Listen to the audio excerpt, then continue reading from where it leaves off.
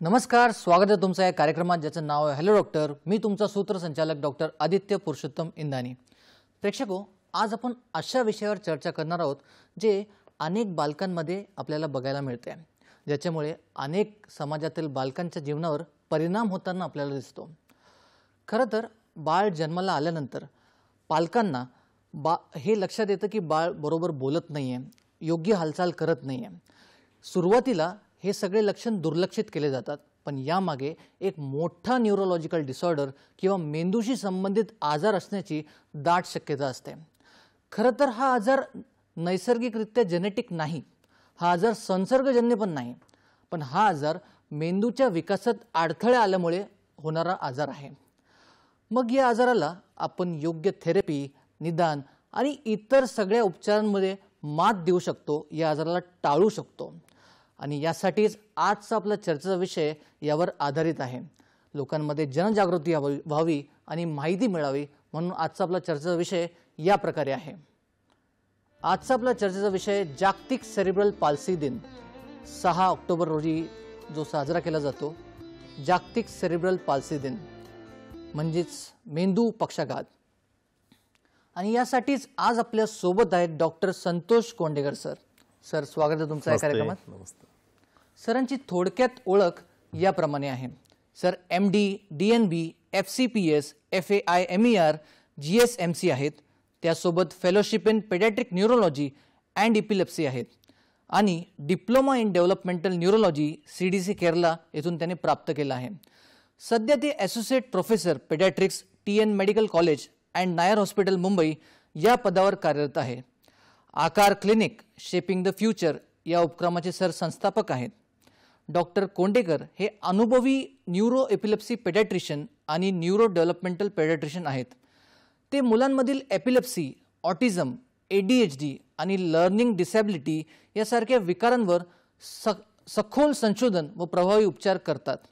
त्यांच्या मार्गदर्शनाखाली आकार क्लिनिकमध्ये होलिस्टिक मल्टीडिसिप्लिनरी थेरपीज जसे की occupational therapy, speech remedial therapy आणि सायकोलॉजिकल सपोर्ट या सेवा दिल्या जातात. त्यासोबत प्रत्येक मुलाला त्याचे वैयक्तिक क्षमतेनुसार विकसित होण्याची संधी देणे आणि शेपिंग द फ्युचर हे स्वप्न प्रत्यक्षात आणणे हे त्यांचे ध्येय आहे. तर असे बहुगुणी डॉक्टर आज आपल्या सोबत आपल्या स्टुडिओमध्ये उपस्थित आहे. चला आपण मुख्य कार्यक्रमाला सुरुवात करूया. सर, माझा पहिला प्रश्न तुमच्याकडे असा आहे, सेरिब्रल पाल्सी म्हणजे नेमकं काय, म्हणजे या आजाराचं स्वरूप कसं असतो? आता सेरिब्रल पाल्सी, ज्याला तुम्ही बाल मेंदू पक्षाघात, हा एक मराठी शब्द थोडासा अवघड वाटतो, पण होतं काय ह्याच्यामध्ये की पक्षाघात म्हणजे पॅरालिसिस, म्हणजे शरीराची एक बाजू किंवा दोन्ही बाजू किंवा कुठला तरी भाग पाहिजे तसा काम करत नाही आहे मेंदूच्या प्रॉब्लेममुळे. हा प्रॉब्लेम सहसा मेंदूमध्ये झालेल्या एका अडथळ्यामुळे होतो. तो कुठल्याही वेळेला होऊ शकतो, जन्मापर्यंत किंवा कधी कधी थोडासा जन्माच्या नंतर पण हा कुठलाही अडथळा बऱ्याच वेळेला माहिती असणं आवश्यक नसतं, अननोन असतो तो. आणि तो अडथळा झाल्यामुळे मेंदूची वाढ काही प्रमाणात खुंटते किंवा मेंदूची वाढ काही प्रमाणात मेंदूमध्ये काही इजा होते आणि ते इजा झाल्यामुळे मेंदूचा तो विशेष भाग काम करेनासा होतो पाहिजे तसं. आणि ते तसं झाल्यामुळे बाळाच्या शरीरामध्ये अवयवांचं काम करणं म्हणजे टोन, पोश्चर आणि मूवमेंट्स ह्या 3 मोठ्या गोष्टी असतात. म्हणजे हालचाली, शरीराचं पोश्चर म्हणजे स्टँडिंग आणि टोन म्हणजे मसल्सची ताकद, स्नायूची ताकद, हे जी ताकद ह्या 3 गोष्टी असतात ह्या सहसा या आजारामध्ये आखडल्या जातात.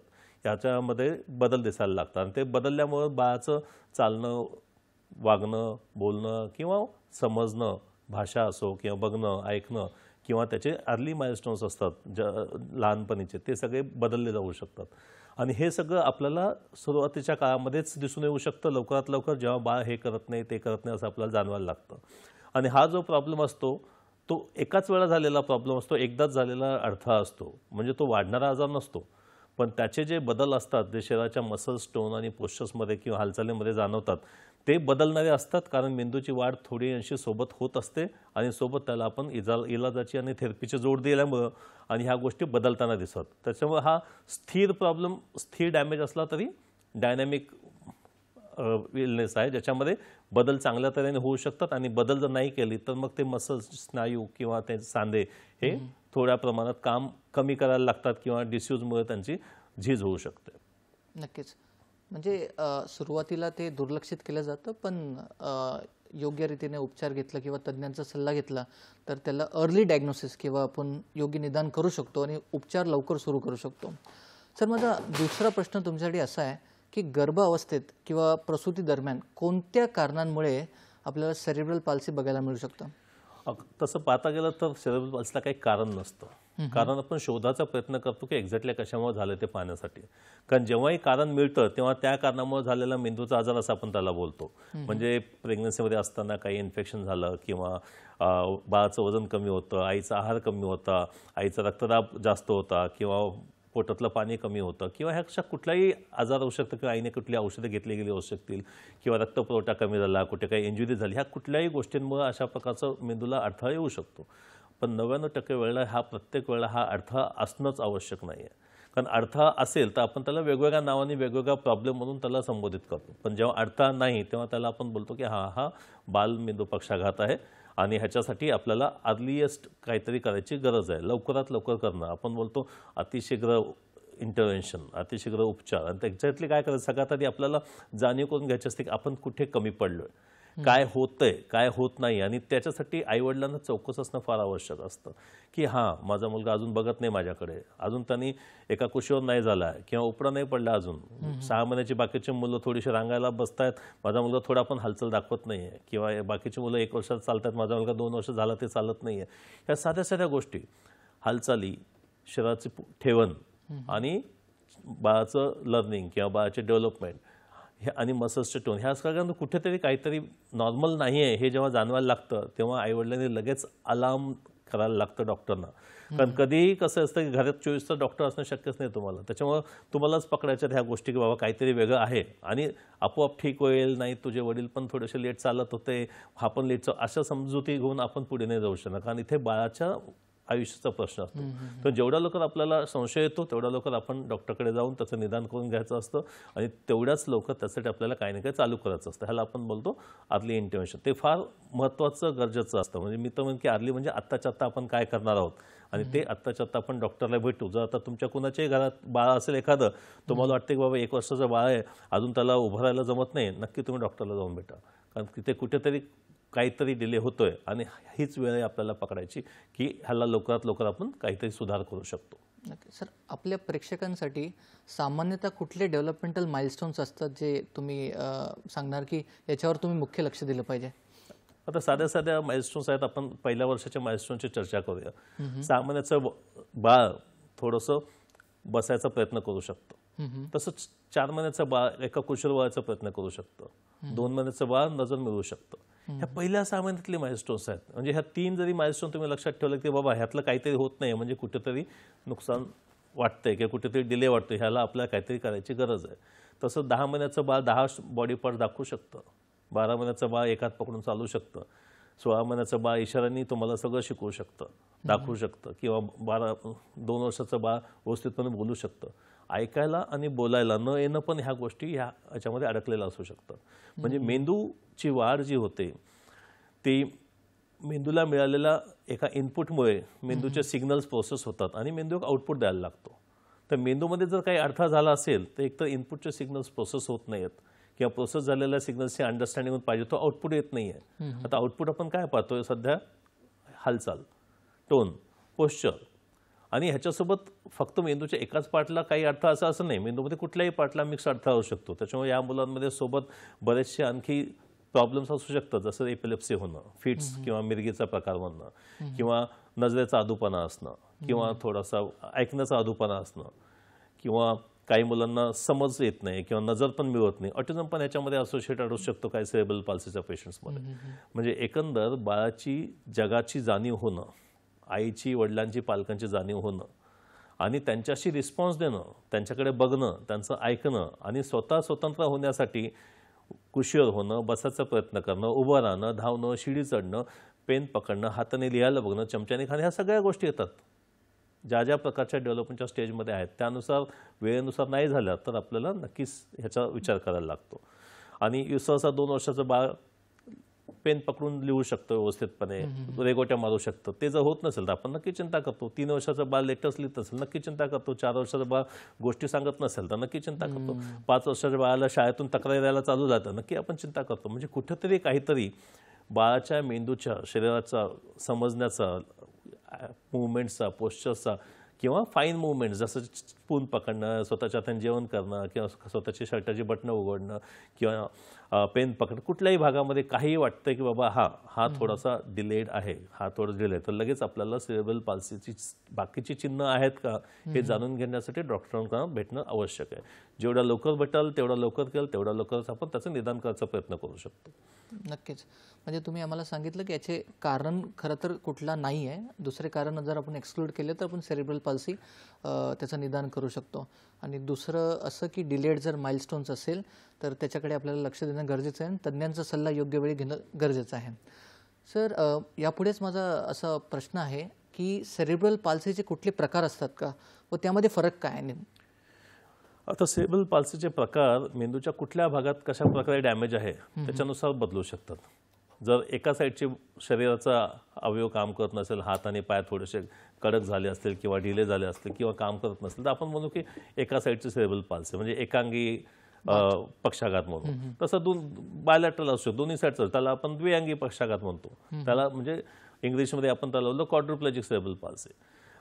आता होतं काय ह्याच्यामध्ये की मेंदूचा कंट्रोल पाहिजे तसा नसल्यामुळं शरीराचे मसल्स आखडायला लागतात आणि हे आपले जे हात असतात ते आखडू शकतात. त्याच्यामुळे हातांची ठेवण अशी व्हायला होऊ शकतं. तसेच पाय पण आखडू शकतात. त्याच्यामुळे चालताना पायावर पाय कात्री घालून कैंची गेला सगळं चालू शकतं किंवा झोपलेला असला तर दोन्ही पाय एकमेकांना असू शकतात. तर हे एक ग्रॉसली आपण सांगू शकतो की बाबा इथे कुठेतरी आपल्याला एका साईड बॉडी शरीर अफेक्टेड आहे का दोन्ही साईडचं शरीर अफेक्टेड आहे किंवा फक्त एकच हात अफेक्टेड आहे का हाताचा फक्त एकच बोट अफेक्टेड आहे. कारण मेंदूमध्ये कुठल्या भागामध्ये प्रत्येक भागासाठी एक विशिष्ट जागा ठरलेली असते आणि जेवढा मेंदूचा जास्त नुकसान किंवा अडथळा झालेला असतो तेवढा त्या विशिष्ट साईडचा जास्त भाग किंवा कमी भाग निकामी झाल्यासारखा जाणवू शकतो. त्याच्यामुळे आपल्याला वाटत असेल की फक्त हात काम करत नाही, आपण मेंदूचा एक 20% भाग हाताच्या एरियातला अफेक्टेड आहे. हात आणि पाय पण काम करत नाही, कदाचित आहे, दोन्ही पूर्ण भाग एका साईडचा अफेक्टेड आहे. आणि जर दोन्ही साईडचं काम करत नसेल तर आपण चारी म्हणजे 2 हात 2 पाय अफेक्टेड आहे, आपण तो quadriplegic cerebral palsy, spastic cerebral palsy, हे सगळे प्रकार असतात. फक्त आपल्याला कशा प्रकारे बाळ आपल्याला दिसतं त्याच्यानुसार. आणि ह्या सगळ्या प्रकारांमध्ये आपण जर इंटरव्हेन्शन नाही केलं तर ते सांधी आखडत जातात, मसल्स निकामी होतात आणि मग हात आणि पायाच्या हालचाली होऊ शकत नाहीत. पाठीचे डिफॉर्मिटीज होऊ शकतात, आपण स्पाईनचे डिफॉर्मिटीज होऊ शकतात, कमरेच्या सांध्याचे पण आखडून जाऊ शकतात किंवा त्याच्यामध्ये पण डिस्प्लाजिया होऊ शकतं किंवा डिस्लोकेशन होऊ शकतं किंवा पायामध्ये आणि हातामध्ये कॉन्टॅक्टच्यामुळे वेगवेगळ्या प्रकारच्या डिफॉर्मिटीज बनू शकतात, ज्याच्यामुळे पाय व्यवस्थित जमिनीवर टेकवता येत नाही, हाताने व्यवस्थित वस्तू पकडता येत नाहीत, बोटांनी चांगली कामं फाईन कामं करता येत नाहीत किंवा लंगडत चालणं किंवा धावताना पडणं किंवा लगेच वेडं चालणं किंवा याच्यामध्ये बेसिकली 2-3 प्रकारचे असे चालण्याचे प्रकार सेरेब्रल पाल्सीमध्ये सांगितलं जातं. जसे बनी हॉपिंग म्हणजे सशासारखं चालणं किंवा एप मॅन म्हणजे माकडासारखं चालण्यासारखं प्रकार. कारण पाय आखडलेले असतात, हात आखडले असतात, तेव्हा बाळ बॅलन्स करत जंप केल्यासारखं चालतो. त्याच्यामुळे कधी आपल्याला वाटतं की बाबा हा माणूस थोडासा विचित्र चालतोय. आपण जर पाहिलं हा बाळ थोडासा विचित्र चालतोय, हा जन्मल्यापासून असा आहे, तर फारच पॉसिबल आहे की आपण बालमेंदू पक्षाघाताच्या बाबतीत इथे निदान होण्याचं आवश्यक आहे. आणि हे निदान होण्यासाठी आपल्याला व्यवस्थित माहिती घ्यायला लागते की एक्झॅक्टली पहिल्या बाळ जन्माला यायच्या आधीचे ते बाळपणाच्या पूर्ण त्याच्या आधी पूर्ण पहिला 3 महिने, नंतरचे 3 महिने, नंतर शेवटचे 3 महिने ह्याच्यामध्ये एक्झॅक्टली कसल्या प्रकारे आईचं जेवण होतं, इन्फेक्शन्स कशा होत्या, औषधं काय घेतली, बाळाची वाढ पाहिली गेली का, आईचे वेगवेगळ्या आजारांची तपासणी झाली आहे का, ब्लड प्रेशर चेक झालं आहे का, शुगर चेक झालं आहे का, वजन वाढतंय का, पोटाचा घेरा बरोबर आहे, अल्ट्रासोनोग्राफी झाली, ह्या सगळ्यांमधून आपल्याला कुठेतरी लवकरात लवकर ह्या गोष्टी पकडता येऊ शकतात. त्याच्यामुळे आपण वाट नाही बघायची काही होईल तेव्हा बघू म्हणून.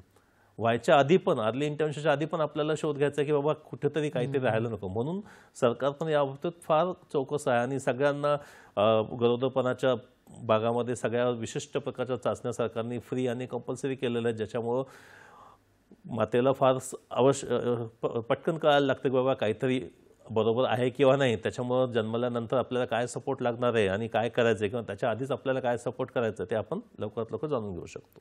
नक्कीच सर. सर आपल्याला एक फोन येतोय. प्रताप सिंह बोलताय कोल्हापूरवरून. प्रतापजी तुमचा प्रश्न विचारा. हॅलो. येस. हा सर, प्रताप सिंह काळे बोलतोय कोल्हापूरमधून. बोला.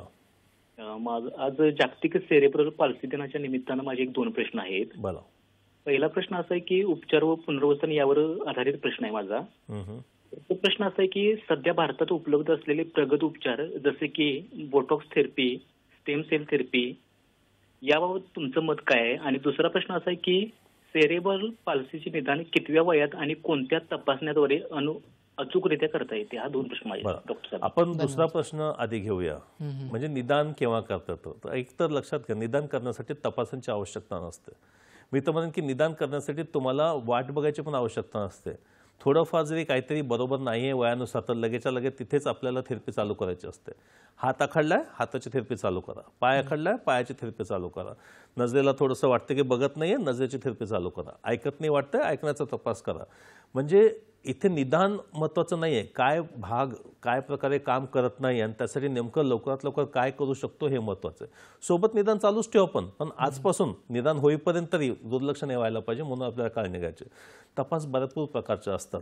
आता आजकाल अद्ययावत तंत्रज्ञान असल्यामुळं CT स्कॅन करणं किंवा MRI ब्रेन करणं किंवा EEGचा तपास करणं किंवा काही मेटाबॉलिक केमिकल ब्लडच्या टेस्ट करणं हे सगळं फार कॉमन झालेलं आहे. पण लक्षात घ्या की ह्या सगळ्या तपासांची गरज नसते की तपास आले तरच मी थेरपिस्टकडे जाईन, तपास आले तरच मी इलाज चालू करेन, निदान झालं तरच मी पुढे जाईन. इनफॅक्ट जसं मी आधी सांगितलं आहे की बालमेंदू पक्षाघात हा बाकीचे आजार एक्सक्लूड करूनच डायग्नोज केला जातो. तर एक्सक्लूड करेपर्यंत आपण थांबायची गरज नाही सगळीकडे.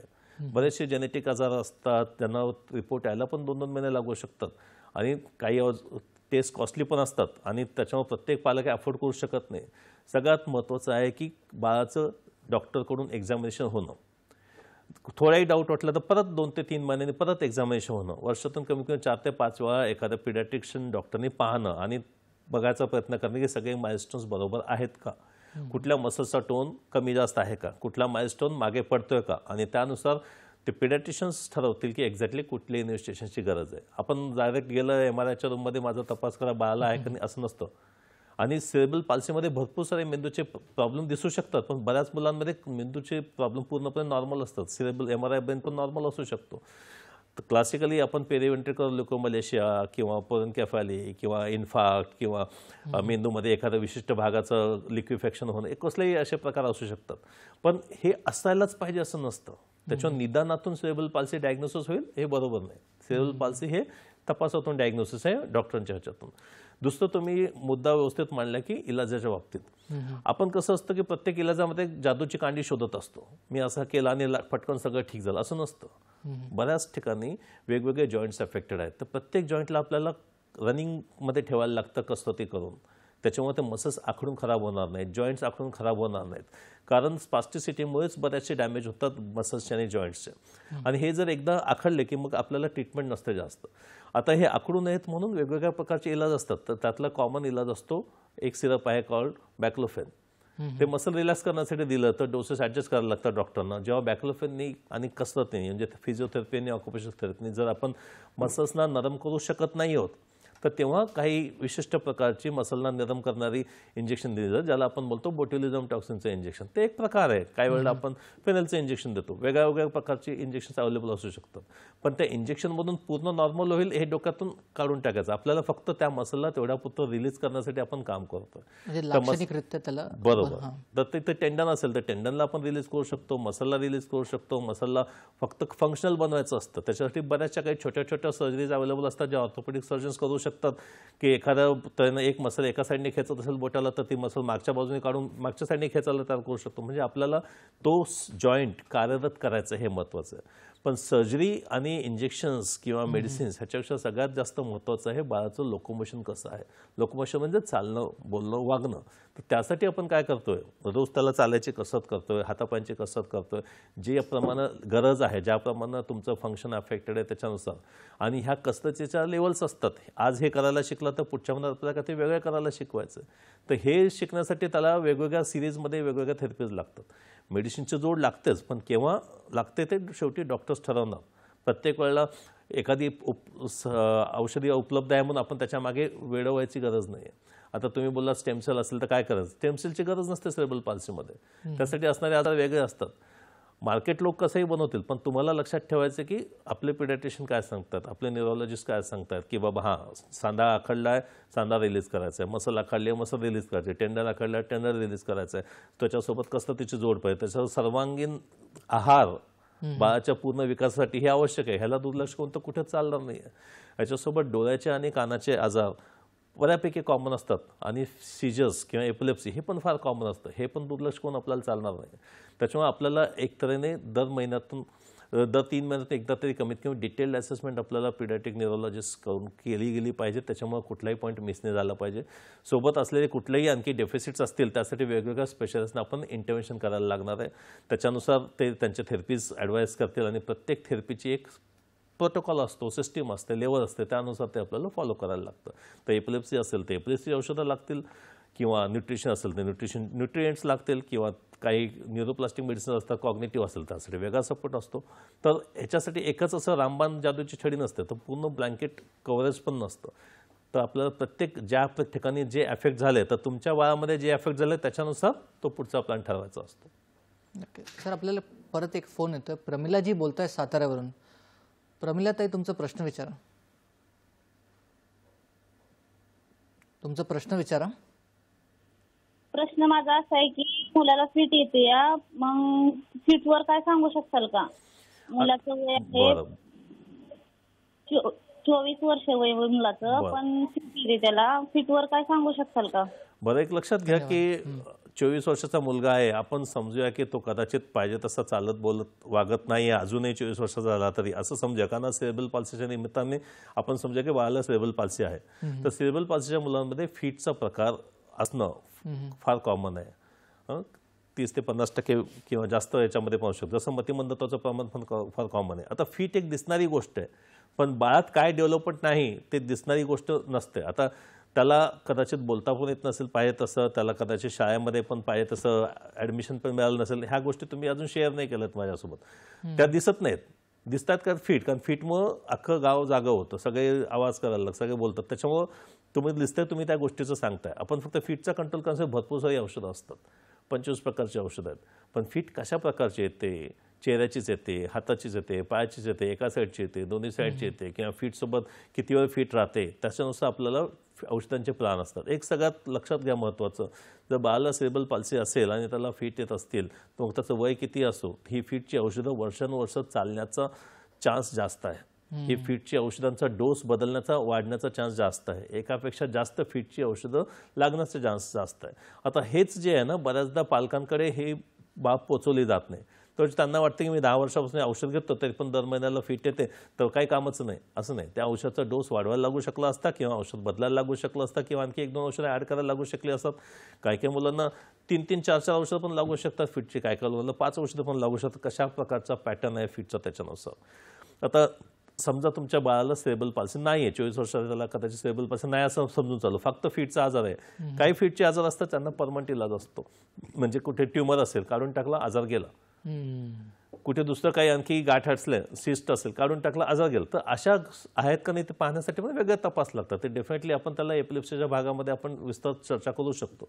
पण सेरेब्रल पाल्सीमध्ये असणाऱ्या फिटच्या आजारांना जास्त दिवसांचं, जास्त औषधांचा चान्स लागण्याचं प्रमाण असतं.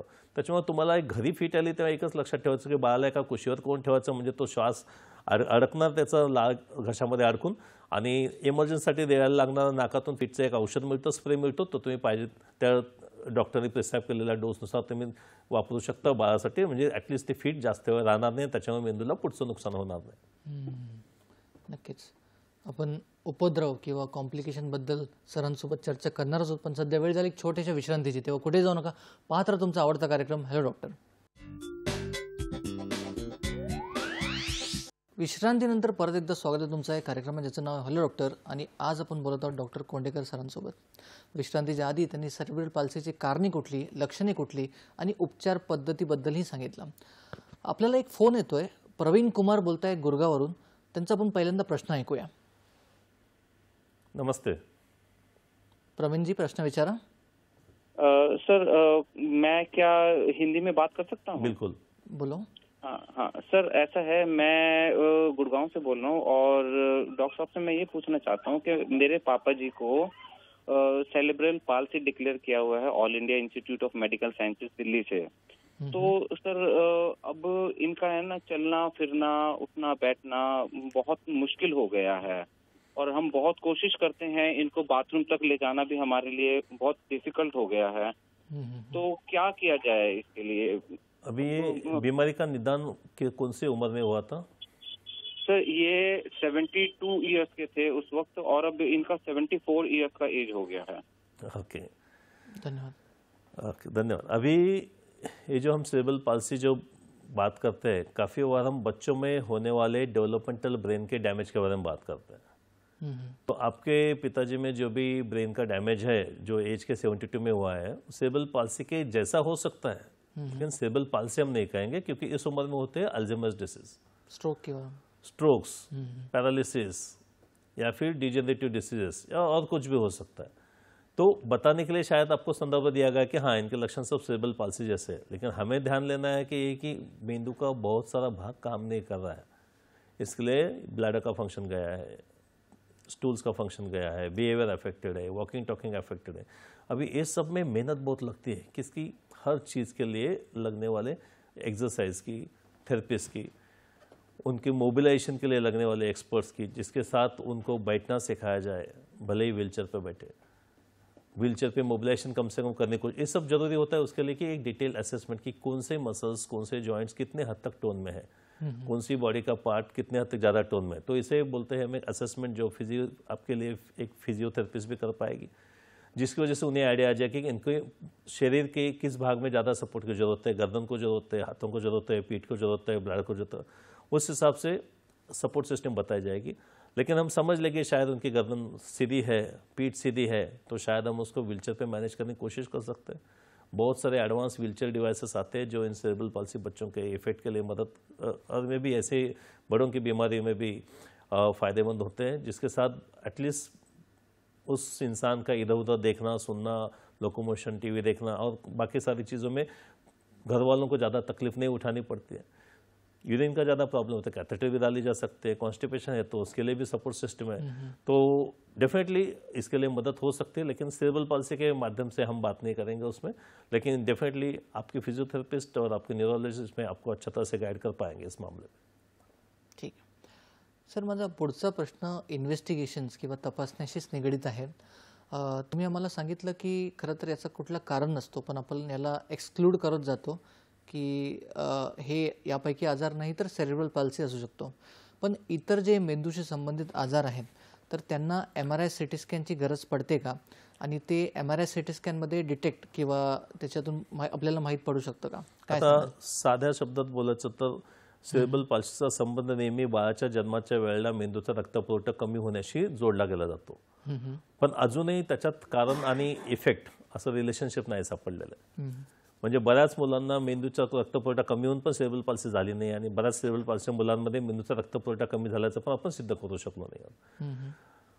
कमी वजनाची बाळं किंवा बाळाचं वजन जास्त असणं किंवा बाळाच्या डिलिव्हरीच्या वेळेला खूप वेळ लागणं, ह्याच्याने बरेचसे डॅमेजेस पण होऊ शकतात. बाळ पोटात शी करणं, तर नाकात जाणं किंवा जन्मल्यानंतर ऑक्सिजनची गरज भासणं, या कुठल्याही सिच्युएशनमध्ये बाळाचा मेंदूचा ऑक्सिजन पुरवठा अफेक्ट होऊ शकतो. हे फक्त एक कारण झालं की ह्याच्यामुळे होऊ शकतं. आता ऑक्सिजन पुरवठा अफेक्ट झाला तर मेंदूमध्ये मोक्याच्या ठिकाणी ऑक्सिजन पोहोचणार नाही, मग तिथला मेंदूचा भाग शॉर्ट सर्किट झाल्यासारखा का होईल किंवा जळून गेल्यासारखा होईल किंवा मग तो भाग काम नाही करणार, मग तो लिक्विफाय होईल, मग त्याचं फंक्शन देण्यासाठी आपल्याला सपोर्ट सिस्टम लागणार. तसंच बाळ न्यूबॉर्न असताना NICUमध्ये ॲडमिट आहे आणि त्याचं शरीराचं शुगर कमी झालं, इन्फेक्शन झालं, ह्या सगळ्या गोष्टी पण मेंदूच्या विशिष्ट भागाला अफेक्ट करू शकतात. सगळे शेवटी सगळ्यांचं निदान सेरेब्रल पाल्सीमध्येच मॅनिफेस्टेशन सेरेब्रल पाल्सी टाईपच होऊ शकतं. पण जेव्हा आपण हिस्ट्री घेऊ डिटेलमध्ये, बाळाला इन्फेक्शन झालं होतं का, ICUची गरज लागली का, ऑक्सिजन द्यायला लागलं का, किंवा जास्त दिवस राहिला का, किंवा कमी वजनाचा होता का, किंवा बाळ पोटाचं का, हे सगळे जेव्हा आपण हिस्ट्री घेऊ त्याच्यानुसार आपल्या टेस्ट कुठल्या करायच्या त्या कळतात. जर आपल्याला कळले की बाबा आईला ताप होता जन्माच्या वेळेला तर करायचं, तर आपण बाळाच्या मेंदूच्या पाण्याची चाचणी करून इन्फेक्शन होतं का बघायचा प्रयत्न करू. आपण जर बाळ खूप उशिरा आलेलं आपल्याकडे, तर आता त्यावेळच्या चाचण्या करून काही फायदा नाही. तर आता आपण त्यावेळेला मग आपण MRI किंवा CT स्कॅन करतो. तर MRI मध्ये पण बऱ्याच प्रकारचे MRI असतात.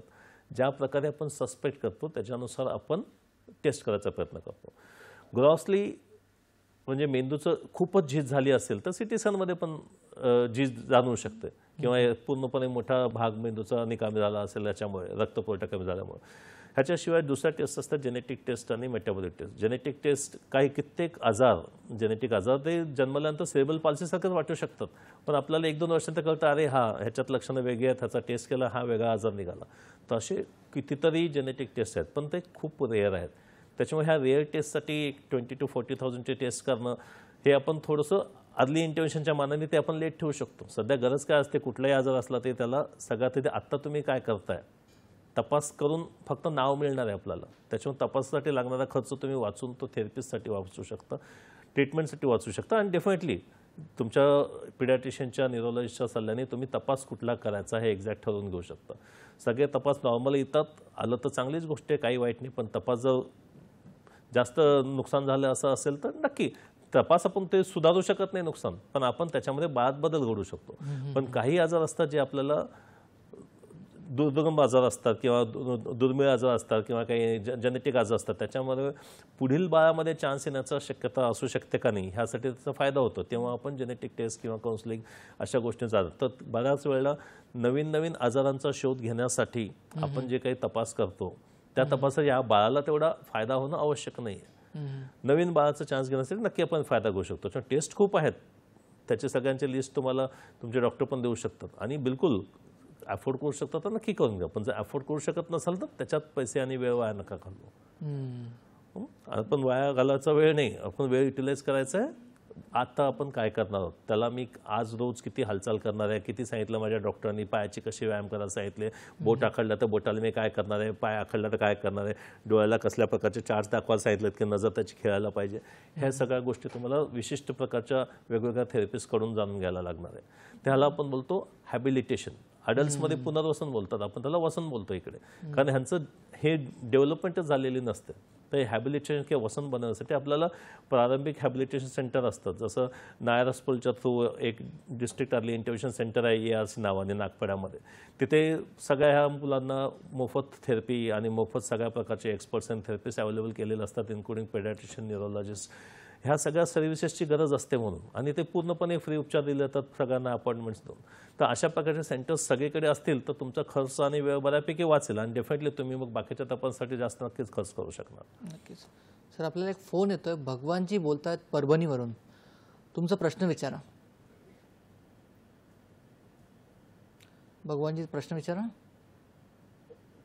हा सर, नमस्कार सर. नमस्कार सर, माझा प्रश्न असा आहे की सर माझा हॅलो बोलत राहा. हा सर, तर माझा प्रश्न असा आहे की माझा पुतण्या आहे सर 10 वर्षाचा. तर तो अगोदर सर सरळ बघायचा समजा, बरं, तो सरळ बघायचा सर. तर तो काय आता जसं 10 वर्ष 11 वर्ष झाले सर, परंतु जवळचा व्यक्ती पाहिजे म्हणजे सर सरळ पाहतो ते, आणि लांबच्या व्यक्तीला सर त्याचा तिरकस पालाय, म्हणजे आता त्याला डॉक्टरला दाखवलं, चष्मा वगैरे पण घेतला सर. बरं. आणि लांबच्या व्यक्तीला पाहायचं म्हणलं सर त्याचा मान त्याला वाकडी आता करायला. तुमचा मुलगा 10 वर्षाचा आहे, आपण समजा 5 वर्षापर्यंत पूर्ण नॉर्मल होता तो. हा, पूर्ण नॉर्मल होता सर. जर 5 वर्षांत पूर्ण नॉर्मल होता तर हा सेरेब्रल पाल्सीचा भाग नाही, हा दुसऱ्या कुठल्या न्यूरोलॉजिकल कंडिशनचा भाग आहे, ज्याच्यामध्ये बाळाची मेंदूची वाढ किंवा शरीराच्या हालचाली, टोन, पोश्चर, डोळे किंवा कान, कुठल्याही अवयवांचा मेंदूतून गेलेला कंट्रोल काही अंशी उशिरा अडथळा निर्माण झाला. तर त्याच्यामध्ये दुसरं काही कारण असू शकतं, सेरेब्रल पाल्सी हे कारण असणं आवश्यक नाही त्याच्यामध्ये. मग त्याच्यामध्ये काही मेंदूची झीज होणारे आजार असतात, त्याला आपण डिजेनरेटिव्ह डिसीजेस बोलतो. कधी काही ट्यूमर असू शकतो, कधी काही वेगळ्या प्रकारचे इन्फेक्शन झालेलं असू शकतं. आपल्याला ह्या सगळ्या गोष्टीसाठी विशिष्ट प्रकारचे तपास लागू शकतात. आता तुमच्या बाळामध्ये एक विशिष्ट प्रकारचं डेफिसिट आहे की डोळ्यांनी वरती पाहतोय एका ठिकाणी. आता हे एक प्रकारचं फिटचं लक्षण पण असू शकतं. तर जो पण तुम्ही न्यूरोलॉजिस्टकडून ह्याचं शहानिशा करून घेणार नाही की हा हे फिट आहे का नाही आहे, हा चकणेपणा आहे का नाही आहे, ह्याच्यामध्ये दुसरा कुठला डोळ्यांच्या काही वेगळ्या हालचाली होतात नाही. कधी कधी व्हर्टिगोमध्ये पण डोळे तिरके असू शकतात, कधी कधी ऑटिझममध्ये पण असू शकतात, कधी कधी स्क्विंटमध्ये वेगवेगळ्या प्रकारचे असू शकतात, किंवा कधी मेंदूचं इन्फेक्शन झालं असेल, डोळ्याचं इन्फेक्शन झालं असेल तरी पण वेगवेगळ्या तिरकेपणा असू शकतो. आपण जर समजूया की हा तिरकेपणा डोळ्याचा मेंदूच्या प्रॉब्लेममुळे आहे, तर नक्की मेंदूच्या तपासाची इथे गरज आहे. तर तुमचे डॉक्टर कदाचित तुम्हाला पाठीच्या पाण्यातून तपास करायला सांगतील, मेनिंजायटिस किंवा वेगळे काही विशिष्ट स्पेसिफिक मेनिंजायटिस जसे SSP रूल आउट करण्यासाठी, किंवा तुम्हाला न्यूरोइमेजिंगची मदत येऊ शकते, जसं MRI ब्रेन, किंवा त्याच्यातून आपलं फक्त निदान होऊ शकतं. मला नाही वाटत की कदाचित हा फक्त डोळ्यांचा आजार आहे की डोळ्याचे डॉक्टर सॉल्व्ह करू शकतील, कारण ज्याप्रमाणे तुम्ही सांगताय बाकीच्या गोष्टी पण अफेक्टेड आहेत, त्याला मेंदूच्या तपासाची गरज आहे. लवकरात लवकर कुठलं ते मोठ्या मेडिकल कॉलेजच्या इन्स्टिट्यूटला येऊन बेटा किंवा नायर हॉस्पिटल आलं ते चालेल, आपण त्याचा इलाज करून घेऊ. नक्कीच, धन्यवाद. या आजाराचा मेंदूतील कोणत्या भागावर जास्त परिणाम होताना दिसतो, म्हणजे तुमच्या प्रॅक्टिसनुसार तुम्ही काय सांगाल?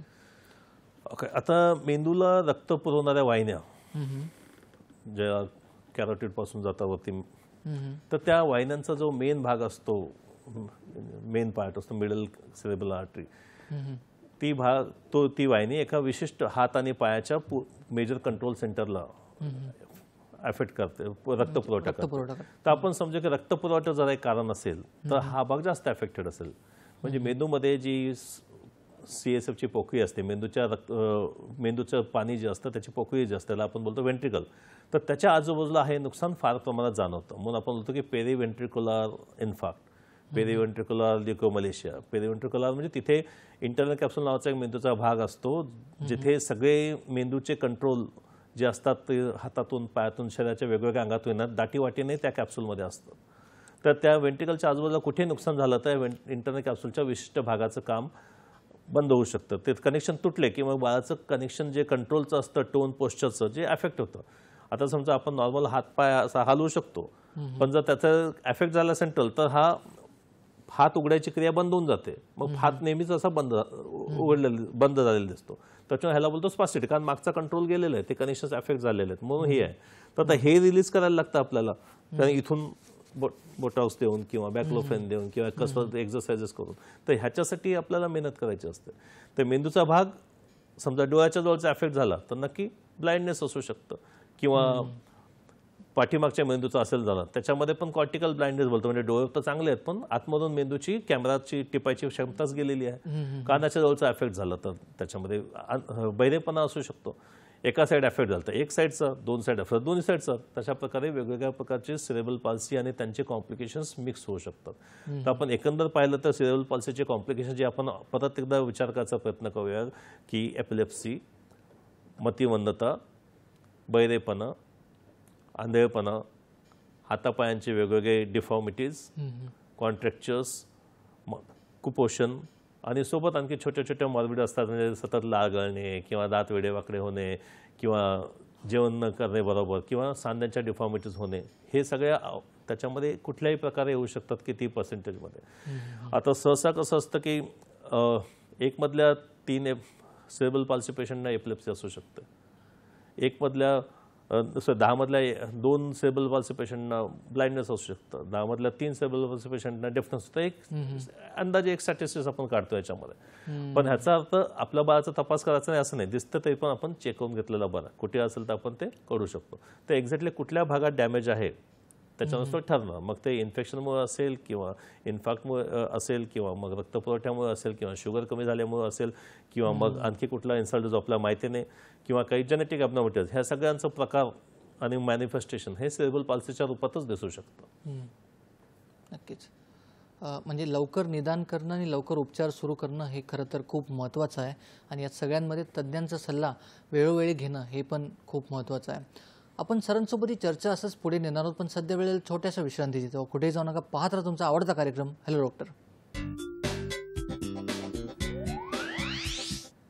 विश्रांतीनंतर परत एकदा स्वागत आहे तुमचं या कार्यक्रमात ज्याचं नाव आहे हॅलो डॉक्टर. आणि आज आपण बोलत आहोत सेरिब्रल पाल्सी किंवा मेंदू पक्षाघातबद्दल. विश्रांतीच्या आधी सरांनी सेरिब्रल पाल्सीची कारणे, लक्षणे, उपचार पद्धती व इतरही मेंदूच्या संबंधित आजारांबद्दल चर्चा केली. सर, माझा पुढचा प्रश्न तुमच्यासाठी असा आहे की सेरिब्रल पाल्सीमध्ये जे भाग अफेक्टेड आहे त्यासाठी तुम्ही थेरपी सांगितली, फिजिओथेरपी सांगितली किंवा इतरही तुम्ही उपचार पद्धतीचा उल्लेख केला, तर त्याबद्दल काय सांगाल? म्हणजे ऑक्युपेशनल थेरपी म्हणा, स्पीच थेरपी म्हणा किंवा फिजिओथेरपी म्हणा, या सगळ्या उपचार पद्धतीचा सेरिब्रल पाल्सीमध्ये उपयोग कितपत होतो? आता जसं आपण मागच्या काही मिनिटात डिस्कस केलं की अर्ली इंटरव्हेन्शन किती महत्त्वाचं आहे. आता एक्झॅक्टली काय करणार आहोत ते पण फार महत्त्वाचं आहे. आणि त्यासाठी आपल्याला बघायचं बाळ कितपत स्वतंत्र आहे, बाळ कितपत अवलंबून आहे आपल्यावर सगळ्या गोष्टींसाठी, बाळ कितपत त्याचे डेव्हलपमेंट मायलस्टोन्सला सपोर्ट करतोय आणि कुठे त्याची डेव्हलपमेंट खुंटली आहे आणि कुठपर्यंत तो डेव्हलपमेंट केलेली आहे, ह्याच्यानुसार आपले थेरपीचे प्लॅन्स बदलतात.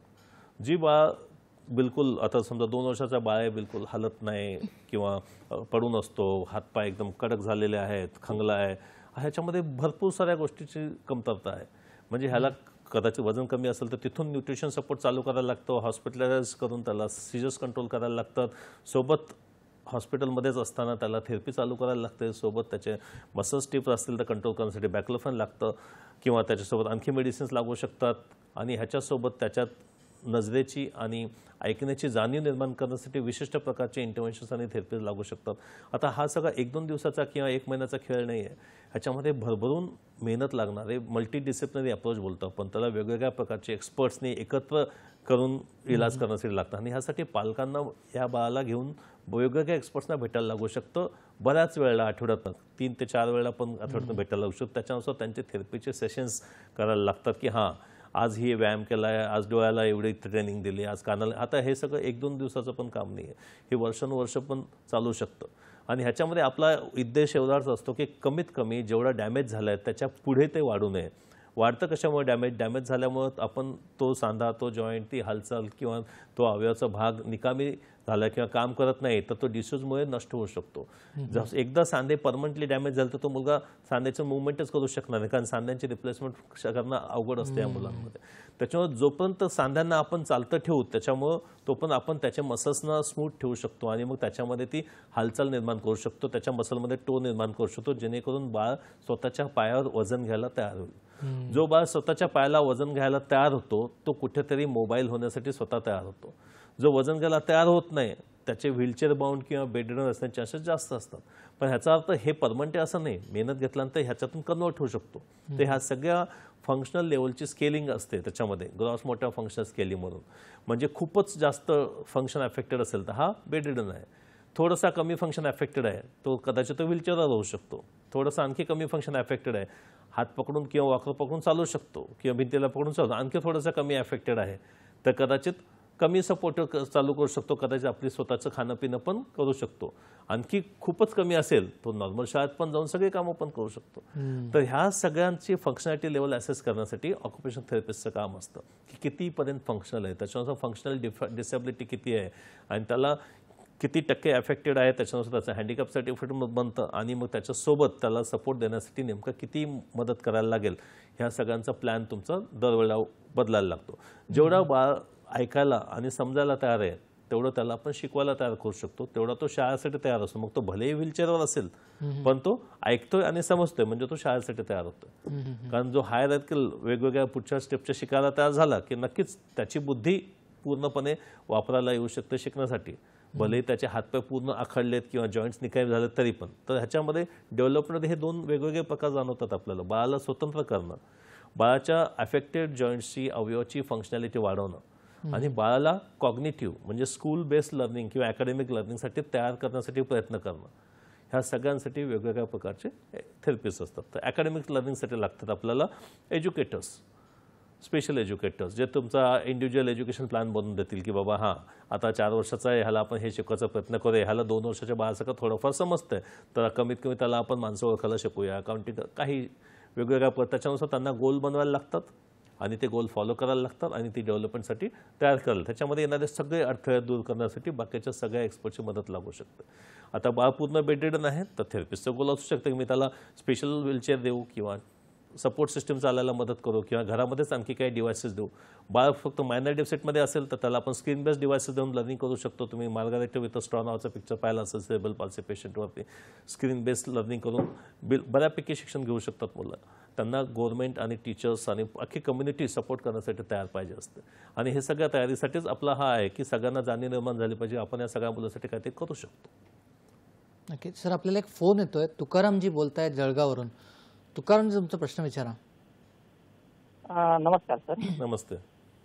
हा नमस्कार. 4 महिन्याचं बाळ आहे सर आपलं. फोर्सेप डिलिव्हरी असल्यामुळे बाळाच्या हाताची मुवमेंट काहीच नव्हती. बरं. आता फिजिओथेरपी केली आपण चालू 2 महिन्यापासून. तर बाळाच्या हाताची मुवमेंट वगैरे आहे बऱ्यापैकी. बरं. फक्त आता जो हात कोपऱ्यापासून वाकायला पाहिजे ना तो वाकत नाही. वर खाली वगैरे बाळ करतोय हात. बरं. आता फिजिओथेरपीनं होऊन जाईल सर की सर्जरी करावं लागेल? आपण समजूया की एकच हात अफेक्टेड आहे असं वाटतं, बरोबर? हो हो. Right hat. युजली जेव्हा असा बर्थ इंजुरी सोबत एकच हात अफेक्टेड असतो तेव्हा हा सेरेब्रल पाल्सीचा भाग सहसा नसतो. हात सरळ आहे आणि फोल्ड होत नाही. म्हणजे त्याचा रेडियल नर्वची कुठे ते इंजुरी झाली आहे, ब्रॅकियल प्लेक्सस इंजुरी आपण ज्याला बोलतो, मानेची ताणल्या गेल्यामुळे, जसं तुम्ही बोलता फोर्सेस लागलं होतं त्याच्यावर तिथून इंजुरी झाल्यामुळे हात कडक झाला असू शकतो. ह्याच्यामध्ये थेरपीचा भाग बऱ्याच प्रमाणात असतो. सर्जरी एवढ्यात लागत नाही. तुमचे थेरपिस्ट जेव्हा सांगतील की बाबा आम्ही बिलकुल हालचाली करू शकत नाही, हे रिलीज करून पाहिजे, डेफिनेटली तुम्ही ऑर्थोपेडिक सर्जनला भेटू शकता. ऑर्थोपेडिक सर्जन पण सुरुवातीचे काही महिने तुम्हाला थेरपीचेच ॲडवाईस देणार आणि मग त्याच्यानंतर गरज पडेल तेव्हा आपण सर्जरी करू शकतो. सहसा या मुलांना 2 वर्षानंतर वगैरे बोटं रिलीज करण्यासाठी किंवा हाताला थोडंसं सरळ करण्यासाठी मायनर सर्जरीची गरज लागू शकते. पण हा भाग सेरेब्रल पाल्सीचा नाही आहे. हा बर्थ रिलेटेड अडथळा आहे, पण तो मेंदूचा नाही आहे, मेंदूच्या खालच्या भागातला. नक्कीच. धन्यवाद सर. अजून एक असा भाग येतो की बोटुलिनम टॉक्सिनचा सेरेब्रल पाल्सीमध्ये किंवा मेंदूशी संबंधित जे आजार आहेत त्यामध्ये उपयोग होतो का? म्हणजे बोटुलिनम टॉक्सिन जे की ॲसिटाइल कोलिन एन रिसेप्टरवर जेव्हा फॉल होतो तेव्हा मसल कॉन्ट्रॅक्ट होतो आणि हा ॲसिटाइल कोलिनसारखा पदार्थ समजा रिसेप्टरवर फॉल होऊ दिला नाही तर मसल रिलॅक्स होणार. मग मसल रिलॅक्स करून आपण सेरेब्रल पाल्सीच्या पेशंट्समध्ये लाक्षणिकरित्या एक कमी आणू शकतो का? आता एक साधी गोष्ट, जसं मी आम्हाला सांगितलं की 99% सेरेब्रल पाल्सी पेशंट्समध्ये स्पास्टिसिटी असते. हातपाय कडक झाले असतात. ते कडक आपल्याला ढिले करायचे असतात. ढिले करायचे किती आपण हाताने हलवायचा प्रयत्न केला, फिजिओथेरपी जसे करतात, तर बऱ्याच केसेसमध्ये ते शक्य होऊ शकत नाही. कारण जास्त तुम्ही जेवढा फोर्स लावणार तेवढे जॉईंट पण खराब होऊ शकतात. आणि त्याच्यामुळे काय होतं की बऱ्याचदा फार लाईटली थेरपी करतो आपण आणि लाईटली थेरपी केल्यामुळं ढिलेपणा तेवढा पाहिजे तसा येत नाही. ढिलेपणा नाही असल्यामुळे स्नायू आखडतात. स्नायू आखडल्याने निकामी होतात आणि मग त्याच्यानंतर जॉईंटच्या डिफॉर्मिटी होतात. ह्या गोष्टी वाढू नयेत म्हणून आपल्याला त्या स्नायूंना ढिलं करायला लागतं. तर मसल्स कडक झाल्यामुळे मसल्सना ढिलं करायला लागतं. तर जिथे जास्त कडकपणा आहे मसलचा किंवा कुठल्या मसल्सला ढिलं करायची गरज आहे हे ठरवायला लागतं न्यूरोलॉजिस्टची मदत घेऊन. आता समजा एक मोठा मुलगा आहे 8 वर्षाचा, तर लिहित नाही आहे, त्याची फक्त इथली मसलच कडक झाली तर फक्त इथेच बोट्युलिनम टॉक्सिनचे इंजेक्शन देऊन हे रिलीज करता येतं आणि त्या थंबला कामाला आणता येतं. तसं पाय नेहमी क्रॉस करतो बा तर फक्त मांडीच्या एका विशिष्ट ठिकाणी ते इंजेक्शन देऊन पायात ढिलेपणा आणता येतो. आता ढिलेपणा आणणं एक फार महत्त्वाचं असतं कशातही डेव्हलपमेंट करण्यासाठी. कारण मसल थोडीशी रिसेप्टिव्ह होते, नरम होते आणि मग त्याची एक्सरसाइज वाढवून मसलची कॅपॅसिटी वाढवता येते आणि वेट बेरिंग वाढवता येते. जेवढं आपण मसलला वजन घ्यायला तयार करू तेवढं बिलकुल चालायला तयार होतं. त्याच्यामुळे त्याचा फायदा चालायला होऊ शकतो. त्याच्या प्रत्येक कडक मसलला बोटुलिनम टॉक्सिन द्यायची गरज नाही. पण डेफिनेटली पायाचा चवडा चवड्यावर चालतो, टाच टेकवत नाही. टाच टेकवायची गरज असेल, पायाची डिफॉर्मिटी असेल तर तिथे मागच्या साईडला बोटुलिनम टॉक्सिन देऊन सरळ करता येतं. जसं मी मांड्याच्या साईडला सांगितलं पायाला वेट बेरिंग घेता येतं, तर बोटाच्या साईडला सांगितलं लिहायला मदत कर. कमीत या 3 गोष्टींसाठी तरी बोटुलिनम टॉक्सिनचा वापर सर्रास केला जातो. हात जास्त चाकडला असलेला आपण करतात, पण ह्या सगळ्यांमध्ये आपल्याला तो एक चान्स घ्यायचा आहे पुढचा डॅमेज होऊ नये म्हणून. कारण मसलला रिलीज करून आपण त्याला थेरपी एबल करू शकतो. पण 6 महिने 1 वर्षात त्याला परत ह्या इंजेक्शनची गरज पडू शकते का बोट्युलिनम टॉक्सिन? ओके. आता कसं आहे, कुठलाही मसल आपण रिलीज केला आणि त्याला मेहनत दिली, ते कामात आलं, पण ते काम आपण केलंच नाही तर ते परत आखडत जाणार. बरोबर. रेग्युलर असेल कामात तर बिलकुल कदाचित परत बोट्युलिनम टॉक्सिन द्यायची गरज पडणार नाही. पण जर रेग्युलर कामात नसेल किंवा तेवढी थेरपी त्याच्यासोबत होत नसेल की बोट्युलिझम दिल्यानंतर फार महत्त्वाचं असतं मसलला रिलीज करता सतत थेरपी चालू ठेवणं 3 ते 6 महिने कमीत कमी, आणि ते जर नाही दिलं तर परत ते जैसे तेच होणार आहे. कारण एवढंसं इंजेक्शन तेवढं सस्टेन्ड नाही देणार, आपण फक्त तात्पुरतं त्याला ढिलं करतो की ज्याच्यावर आपण मसलला ट्रेन करण्यासाठी तयार करू, थेरपी एबल करू, थेरपीला करण्यासाठी तयार करू. हे जर नाही केलं तर परत ते आखडतं, मग अशा मुलांना परत लागू शकतं. पण जेवढं परत लागतं तेवढं परत तुम्हाला आणखी थेरपीची गरज असते.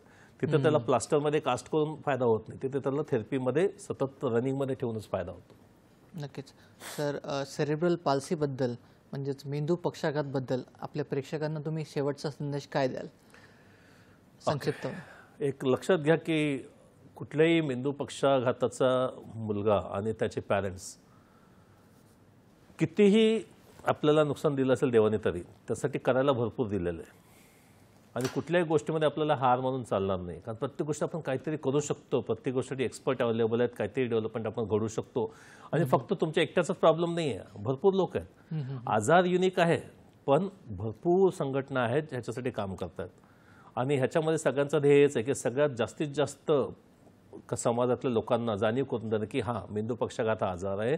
अशी माणसं असतात, ती शाळेमध्ये पण जाऊ शकतात, ती सगळ्यांसोबत जगू शकतात, ती कामं करू शकतात, ती डॉक्टर पण होऊ शकतात, ती कुठला बिझनेस पण करू शकतात. फक्त त्यांच्या क्षमता चालण्याची, वागण्याची, बोलण्याची, बुद्धीची ह्याच्यावरती हे डिपेंड असतं. तर ही क्षमता वाढवण्यासाठी आपल्याला भरपूर काही करायचं. त्यासाठी सगळ्यात आधी जाणीव निर्माण करायची सगळ्या कम्युनिटीमध्ये, ज्याच्यावर प्रत्येकजण अशा मुलांना मदत करण्यासाठी, मग ती शाळा असो, राजकारण असो, डॉक्टर्स असो, थेरपिस्ट असो, का फॅमिलीज असो, का कम्युनिटी, सगळ्यांनी फक्त इथे आपल्याला फक्त मर्सी नको आहे, इथं आपल्याला ॲक्टिव्ह मदत पाहिजे की ह्यांच्यासाठी मी काय करणार, ह्यांच्यासाठी मी कसं देणार सपोर्ट. शाळेमध्ये पण ह्याच्यासाठी मी स्पेशल थेरपिस्ट कसं लावून देणार हे प्रिन्सिपलने विचार केला पाहिजे की हा मुलगा आहे, याला मला लागणार, ह्याला पायऱ्या चढायला त्रास होतो, मी तिकडे रॅम्प का नाही बनवून देणार. हे सगळ्या गोष्टींसाठी सरकारच्या तरतुदी आहेत.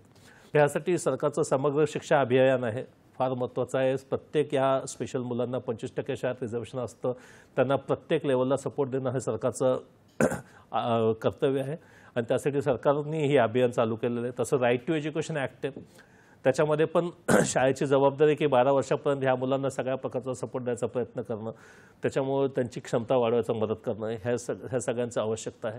ह्याच्याशिवाय बऱ्याचशा NGOज वगैरे काम करतात त्याच्यामध्ये, पण आपल्याला एक लक्षात ठेवायचं, आपल्याला फक्त बाळाला एंटरटेन नाही करायचं, बाळाची क्षमता वाढवायचा प्रयत्न करायचा. ह्यासाठी भरपूर सारे सेरेब्रल पाल्सी ॲडव्होकसी प्रोग्राम्स आहेत, आणि कम्युनिटीमध्ये पण बऱ्याच वेळेला जसा हा world cerebral palsy day celebrate केला होता की लोकांना जाणीव व्हावी म्हणून की काही करता येतं. आणि ह्याच्यासोबत खूप सगळं टेक्नॉलॉजी पण ॲडव्हान्स झालेली आहे. म्हणजे मुलांसाठी स्पेशल डिव्हायसेस आहेत, स्पेशल स्क्रीन्स आहेत लर्निंगसाठी, स्पेशल स्पीच डिव्हायसेस आहेत, टेक्स्ट टू स्पीच किंवा टच टू स्पीच डिव्हायसेस आहेत. त्याच्यासोबत आर्टिफिशियल इंटेलिजन्सचा पण फार मोठा रोल आहे आजकाल सेरेब्रल पाल्सींना शिकण्यासाठी मदत करायला. आणि रोबोटिक सर्जरीज आजकाल नव्याने अद्ययावत झालेल्या आहेत, त्या पण बाळाच्या विशिष्ट प्रकारच्या डिफॉर्मिटीजना ते मदत करू शकतात. तर ह्यासाठी आपल्याला सतत प्रयत्न करणं आणि हार न मानणं हे फार महत्त्वाचं आहे, आणि करून दाखवणार तुम्ही नक्की तुम्ही तुमच्या बाळासाठी प्रयत्नशील राहाल की ह्याच्यासाठी मी काहीतरी करणार आहे म्हणून. नक्कीच धन्यवाद सर, तुम्ही इथे आलात, आमचं एवढं चांगल्या प्रकारे मार्गदर्शन केलं, सेरेब्रल पाल्सीबद्दल आम्हाला सखोल माहिती दिली, त्याबद्दल तुमचे खूप खूप धन्यवाद आणि आभार. थँक्यू. आणि तुमच्यासाठी असंच नवनवीन चर्चासत्र आपण सुरू ठेवू, पण सध्या वेळ झाली तुमचा निरोप घेण्याची. चर्चेतील माहिती तुमच्या दैनंदिन जीवनात नक्कीच उपयोगी पडेल आणि आरोग्याच्या दृष्टीने तुम्हाला त्याचा फायदा होईल ही अपेक्षा. तर प्रेक्षको, योग्य सल्ला द्या, योग्य सल्ला घ्या, स्वस्थ रहा, मस्त रहा.